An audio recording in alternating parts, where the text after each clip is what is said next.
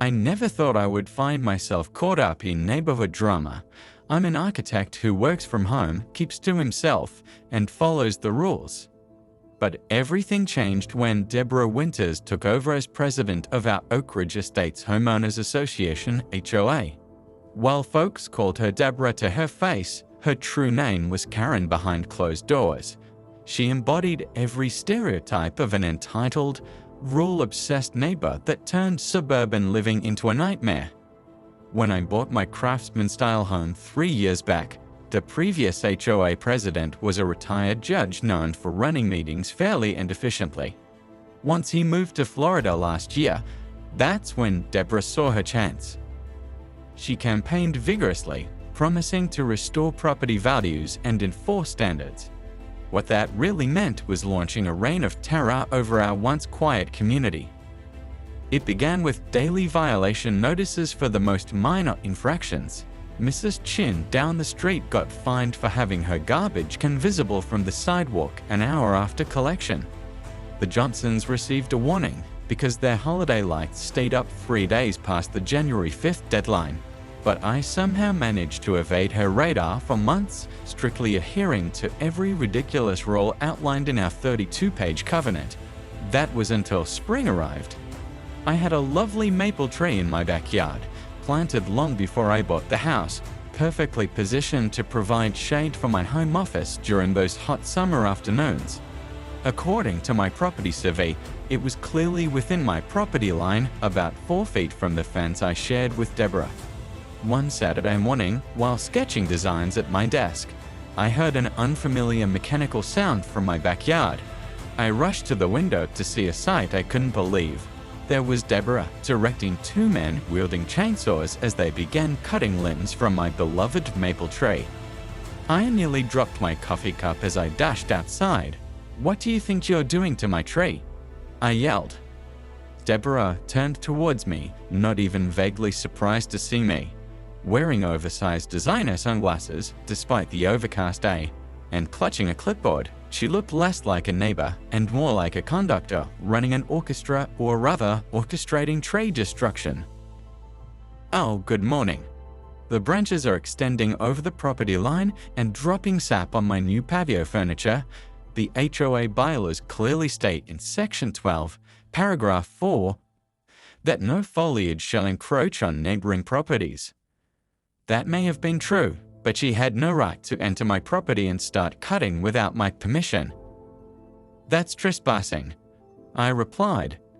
"Actually," she retorted, flashing the condescending smile I had come to dread from our HOA meetings. "As HOA president, I have the authority to address violations directly. I sent you a notice last week." She hadn't sent anything, and we both knew it. I took a deep breath, reminding myself that I'm not confrontational by nature, but this was crossing a line, literally and figuratively. The men with chainsaws stood there, clearly uncomfortable. "Please ask your contractors to stop cutting immediately. If branches need trimming, I'll hire someone myself. You're on my property without permission." "Well, since we're already here," she gestured for the men to continue. I pulled out my phone. "If they cut one more branch, I'm calling the police to report trespassing and destruction of property." They got their attention. The workers turned off their chainsaws, looking to Deborah for direction. Her face flushed red, not from embarrassment, but from rage at being challenged. "Fine," she spat. "I'll have my attorney send you a formal notice and expect a violation letter for this unkempt tree. You have 3 days to address it properly." With that, they left, but not before taking several major limbs from my beautiful maple. I documented everything with photographs, including the visible property line markers. I knew this wasn't over. That afternoon, a formal HOA violation notice appeared in my mailbox, citing Section 12, Paragraph 4 of the bylaws regarding encroaching vegetation, and Section 8, Paragraph 2 about aesthetic maintenance. The notice demanded I remove the diseased and unsightly tree within 7 days or face daily fines of $100.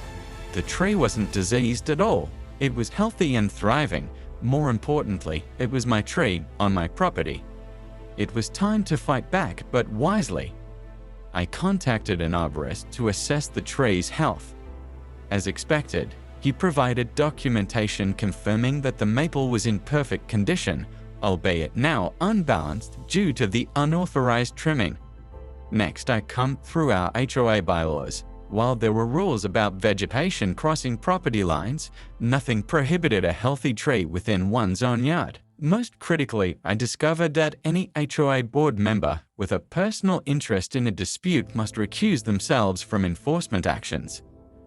I drafted a formal response to the HOA board, copying all members except Deborah, outlining the situation and including the arborist's report and relevant bylaw sections.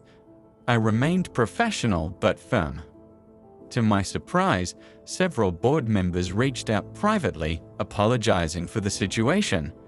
Apparently, Deborah had been acting unilaterally in many cases, and they were growing concerned about her leadership style.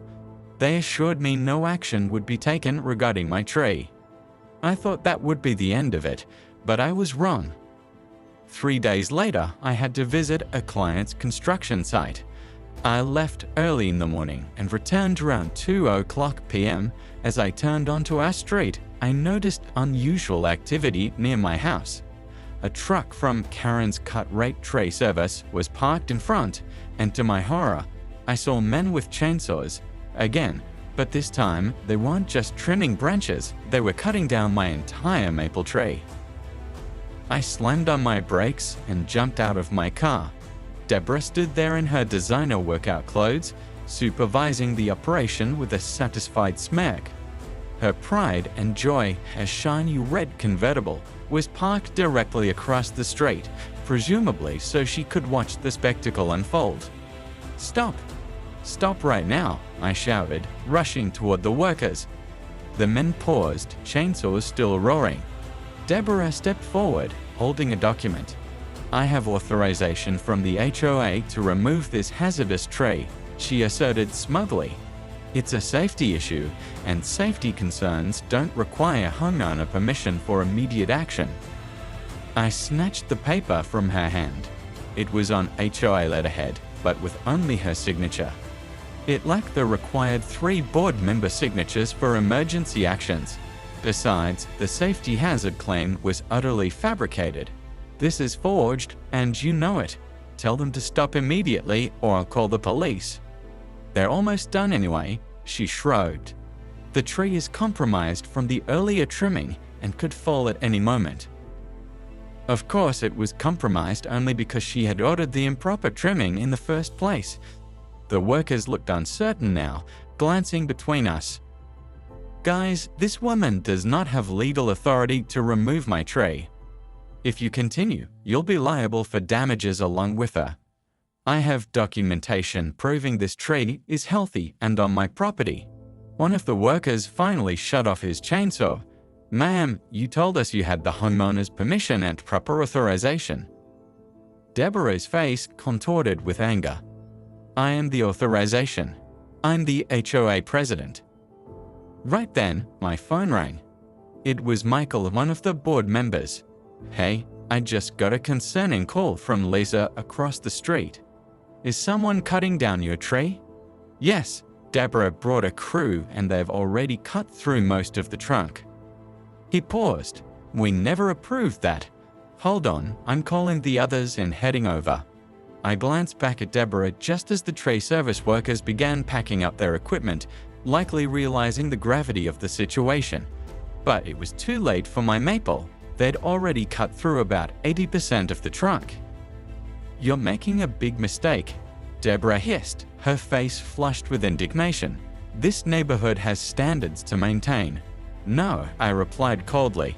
"You made the mistake. Trespassing, forgery, destruction of property. Should I continue?" Just then, an ominous cracking sound filled the air as the partially cut maple began to lean. The workers backed away quickly, and I stepped back as well. Deborah was too fixated on scolding me to notice the tray falling. A tremendous crack echoed through the street, and the tree, as if guided by some cosmic sense of justice, fell directly across the street onto Deborah's shiny red BMW convertible. The roof caved in almost instantly, the windshield shattered, and the car's frame buckled under the substantial weight. A moment of complete silence fell over the neighborhood as we all stared at the scene. Then Deborah let out a scream that surely violated numerous neighborhood noise ordinances. "My car! My car! Look what you've done!" "What I've done?" I replied incredulously. "You trespassed on my property, forged documents, and illegally removed my tree. This is entirely your doing." Her face went through a fascinating transformation: shock, rage, realization, and finally, panic. The tree service workers were already distancing themselves, the foreman on his phone, presumably calling their insurance company. Just then, neighbors began emerging from their homes, drawn by the ruckus. Michael and 2 other board members arrived, surveying the scene with wide eyes. The tree service workers quickly explained that they had been told they had proper authorization and the homeowner's consent. Deborah's phone rang again. She stepped away from the group, but I could still hear her side of the conversation. Yes, it just happened.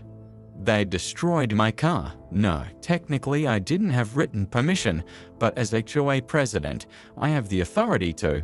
What do you mean you won't cover it? But it's their tree. Negligence? I'm not negligent. I'm enforcing standards. She ended the call and looked as if she might faint. Her insurance company had obviously delivered some unwelcome news regarding liability. In the following days, events unfolded rapidly. My homeowner's insurance adjuster was remarkably supportive after reviewing my documentation and witness statements. The HOA board called an emergency meeting where Deborah's actions were unanimously condemned. The other board members were horrified by her forgery of HOA documents and her unauthorized use of HOA authority. 1 week after the incident, I received a certified letter that contained a formal apology from the HOA board, minus Deborah, which acknowledged that my tree had been removed without proper authorization. They included a check covering the full appraised value of a mature maple tree, plus additional landscaping restoration costs, nearly $20,000. Accompanying the letter were copies of the minutes from their emergency session, detailing the results of their vote. Deborah Winters was removed as HOA president, effective immediately. I was sitting on my front porch, savoring the satisfaction of this document, when a luxury SUV with a rental car sticker pulled into Deborah's driveway. She emerged wearing oversized sunglasses, even though it was nearly dusk. When she spotted me, she froze momentarily, then quickened her pace toward her front door. But before she could fully escape, I raised my glass of iced tea in a small salute, earning a visible flinch as she fumbled with her keys and disappeared inside.